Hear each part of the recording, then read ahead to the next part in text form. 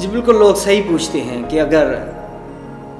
بیت لحم مقدس یوسف کا اپنا قصبہ تھا، اس کا آبائی گاؤں تھا، تو وہ سیدھا اپنے گھر جاتا اور سرائے میں رہنے کی ضرورت نہ تھی۔ لیکن اس بات کو سمجھنے کے لیے بھی آپ کو یسوع کی پیدائش کے جو پچھلے واقعات ہیں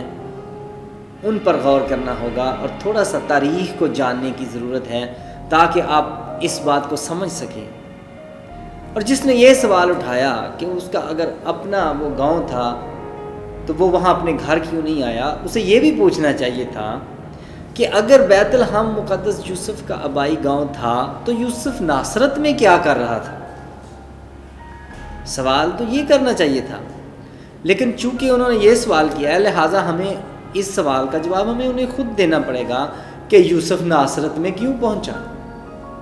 مقدس یوسف جو ناصرت میں پہنچے اس کی ایک وجہ تھی۔ وجہ یہ تھی کہ یسوع کی پیدائش سے پیشتر یروشلم میں جنگ و جدل، قتل و غارت کا بازار گرم رہا تھا اور یہاں پر یہودیوں پر بہت برا وقت گزرا تھا، لہٰذا خاندان تھے وہ مائیگریشن کر کے، ہجرت کر کے ناصرت جیسے قصبے میں آباد ہو گئے تھے، کیونکہ اس کے پاس ایک بین الاقوامی معیار کا شہر سائپرس تھا جو انہیں روزگار مہیا کرنے کے لیے انہیں سہارا دیتا تھا۔ لہٰذا مقدس یوسف بھی انہی وجوہات کی بنا پر اپنے خاندان کے دوسرے لوگوں کے ساتھ وہاں پر موو ہو گئے تھے۔ اور جب کیسر اگسطس کے دور میں مردم شماری کا اسم نویسی کا جو اعلان کیا گیا تو اس کے پیچھے یہی بات تھی کہ سب لوگ جہاں جہاں سے مائیگریشن کر کے آئے ہیں وہ وہاں جا کر اپنا نام لکھوائیں تاکہ ان کو ان کے حقوق دیے جا سکیں، پلس ان سے ٹیکس لینے کا جو نظام ہے وہ رومی حکومت اس کو سٹرونگ کرنا چاہتی تھی۔ اسی سلسلے میں مقدس یوسف جو تھے وہ اپنے خاندان کی صورت میں مقدسہ مریم کے ساتھ اپنے آبائی گاؤں بیت لحم میں پہنچے تھے تاکہ اپنا نام لکھوائیں کہ وہ اسی علاقے کے رہائشی تھے۔ لہٰذا وہ جب آئے ہیں تو اس وقت تک ابھی یہ بات تنازع میں تھی کہ ان کا گھر انہیں واپس ملتا۔ ضرور ہے ہم اس بات کو اخذ کر سکتے ہیں کہ اس وقت تک ان کے گھر پر قبضہ ہو چکا ہوگا یا ان کا گھر ایک دم سے انہیں اویلیبل نہیں تھا، لہٰذا انہوں نے سرائے میں وقت گزارا اور جب اپنی رجسٹریشن کروا لی ہے تو آپ متی کی انجیل میں دیکھ سکتے ہیں کہ جب سرائے میں وہ تھے اور جب چرواہوں نے انہیں وزٹ کیا ہے متی کی انجیل کے مطابق تو وہ سرائے میں تھے، لیکن جب مجوسیوں نے انہیں وزٹ کیا ہے تو وہ ایک گھر میں پہنچ گئے ہوئے تھے۔ اور یہاں پہ آپ متی 2 باب اس کی 11 آیت میں لکھا ہے کہ وہ ستارے کو دیکھ کر، یعنی مجوسی وہ ستارے کو دیکھ کر نہایت خوش ہوئے اور اس گھر میں پہنچ کر بچے کو اور اس کی ماں کو اس کے پاس دیکھا اور اس کے آگے گر کر سجدہ کیا۔ جب مجوسی پہنچے ہیں تو مقدس یوسف اور مقدس مریم جو تھی وہ ایک گھر میں ہیں، اور یہ وہی گھر تھا جو ان کا اپنا گھر انہیں مل چکا تھا اس وقت تک۔ لہٰذا اب آپ کو یہ بات کلیئر ہوگی کہ وہ کیوں انہوں نے سرائے میں وقت گزارا اور پھر وہ کس طرح اپنے گھر میں موو ہوئے۔ ضیاء صاحب، مان لیا کہ کرسمس سردیوں کے موسم میں آیا، یہ بھی مان لیا کہ 25 دسمبر تھی، لیکن یہ کہاں لکھا ہے؟ لوگ پوچھتے ہیں کہ 25 دسمبر کو یہ عید منانی چاہیے یا یہ سیلیبریشنز ہونی چاہیے، یہ کہاں لکھا ہے؟ بالکل یہ سمجھنے والی بات ہے۔ بیشتر لوگوں کا یہی اعتراض ہے کہ کیونکہ بائبل میں یہ لکھا نہیں ہے کہ پیدائش المسیح کو منایا جائے، سیلیبریٹ کیا جائے، خوشی منائی جائے، لہٰذا ہم اسے نہیں مناتے، ہم اسے نہیں منائیں گے۔ اور اس طرح سے دراصل انہوں نے کرسمس کے خلاف، پیدائش المسیح کے خلاف اور مسیحی جو سیلیبریشنز کے دن ہیں ان کے خلاف ایک محاذ کھڑا کیا ہوا ہے۔ اور دراصل ایسے تمام لوگ سب سے پہلے ہمارے تہواروں پر ہٹ کرنا چاہتے ہیں، ان کی اہمیت کو زائل کرنا چاہتے ہیں، نوجوان نسل کے ذہن میں ایسے کنفیوژن ڈالنا چاہتے ہیں کہ وہ یہ سمجھیں کہ ہمارے تہواروں کی کوئی حقیقت نہیں ہے۔ اور اس سے پہلے وہ آپ کو یہ منوائیں گے کہ یہ 25 دسمبر ٹھیک نہیں ہے، دسمبر کا مہینہ ٹھیک نہیں ہے، پھر وہ آپ کو بتائیں گے اسے منانا جائز نہیں ہے، اور حتیٰ کہ انتہا ہوگی کہ وہ آپ کو بتائیں گے کہ مسیحیت ٹھیک، اور اس کے لیے بہت پیسہ لگایا جا رہا ہے۔ بہت سے ایسے لوگ ہیں جو انہوں نے باقاعدہ اس بات کے لیے پمفلٹ چھاپتے ہیں، ان کی کتابیں مارکیٹ میں ہیں، اور ان کے اگر آپ دیکھیں تو پرنٹڈ مٹیریل آپ دیکھیں تو اس پہ بہت زیادہ پیسہ لگایا گیا ہے، جس کے پیچھے میں ذاتی طور پر سمجھتا ہوں کہ بہت سی ایسی لابیز کام کر رہی ہیں جو مسیحیت کے خلاف ہیں اور مسیحیت کو کھوکھلا کرنا چاہتی ہیں۔ لہٰذا وہ اسی سلسلے کی کڑی ہے کہ کرسمس کو چونکہ لکھا نہیں ہوا کہ بائبل میں کہ اسے منایا جائے، پیدائش المسیح کو سیلیبریٹ کیا جائے، ہم نہیں مناتے۔ میرا آرگیومنٹ ان تمام لوگوں کے لیے یہ ہے کہ یہ کہاں پر لکھا ہے پیدائش المسیح کو نہ منایا جائے؟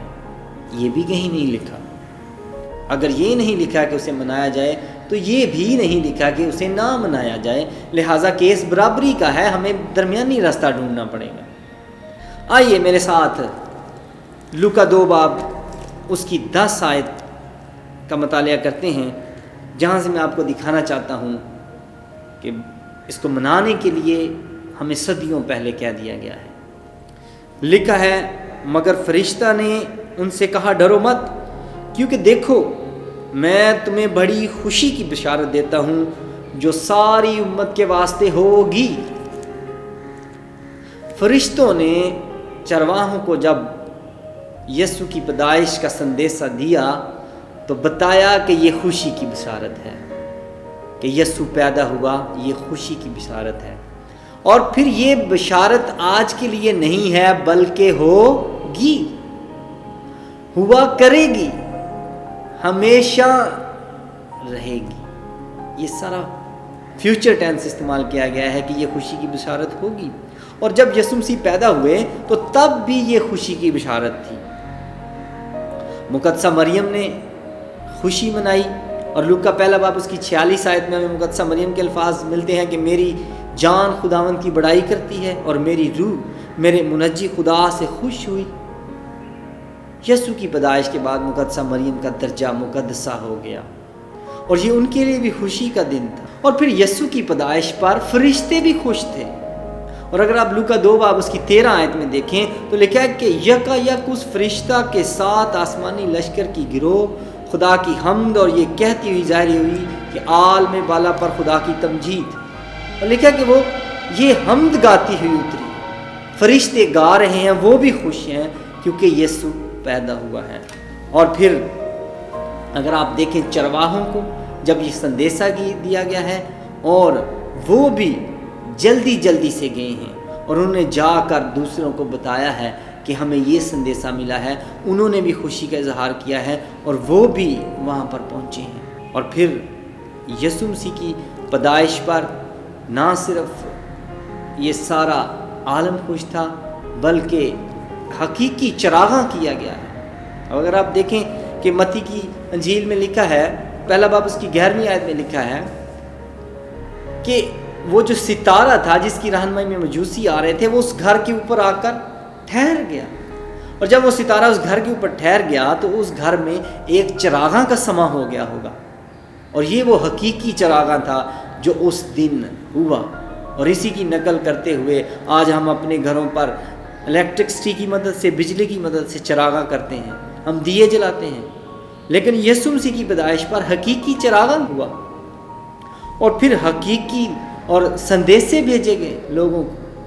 چرواہوں کو سندیسہ بھیجا گیا کہ پہنچیں، ایک خوشی کا سما تھا۔ اور پھر جب یسوع مسیح کی ماں اور مقدس یوسف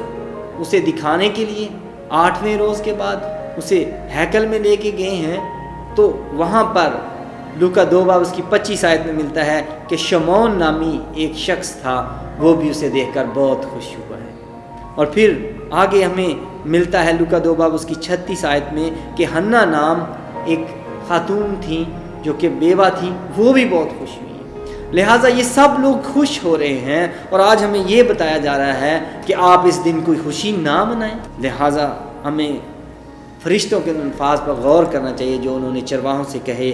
کہ یہ بشارت جو ہے وہ ساری امت کے واسطے ہوگی، اور آج آپ سب خدا کی امت میں شامل ہو گئے ہیں اور یہ بشارت آپ کے تک بھی پہنچی ہے اور آپ کے لیے بھی خوشی کی خبر ہے، اور اسے خوشی سے منائیں اور اس پر خوش ہوں۔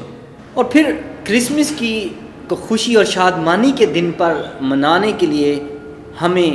پیشین گوئی بھی ملتی ہے۔ اگر آپ زبور 118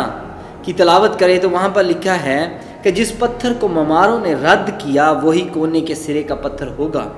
اور یہ خداوند کی طرف سے ہوا اور ہماری نظر میں عجیب ہے۔ یہ وہی دن ہے جسے خداوند نے مقرر کیا، ہم اس میں شادمان ہوں گے اور خوشی منائیں گے۔ میں سمجھتا ہوں اور مسیحی علماء اس پر متفق ہیں کہ یہ پیدائش المسیح